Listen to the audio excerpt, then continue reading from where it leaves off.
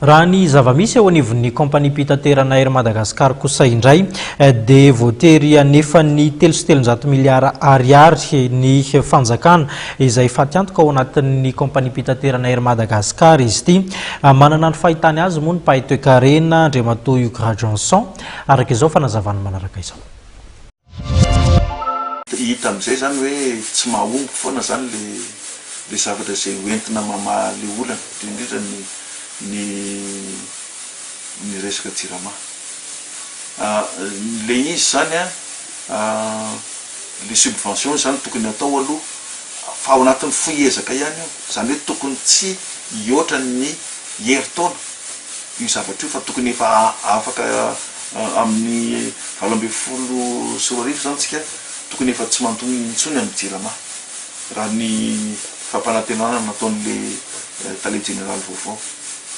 Eo am'le resaka Hermady indray tena talanjona mihitsy aho hoe 800 millions de dollars ny lavaka tao anatin'ny Hermady. De hita mihitsy zany hoe le fiodinan'le orinasa-panjakana mihitsy zany ny tena tsy nandeha.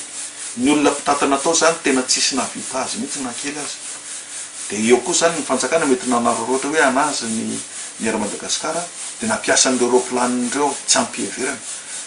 Zany hoe nampiasain'ny ny ministra, ny filohan'ny republika, ny rehetrarehetra ny Hermady mety tsy nandoha vola mihitsy ny olona faharoa manarakaraka an'izany hita zany fa orinasa tsy afaka mifaninana tamin'ny hafa ny Hermady.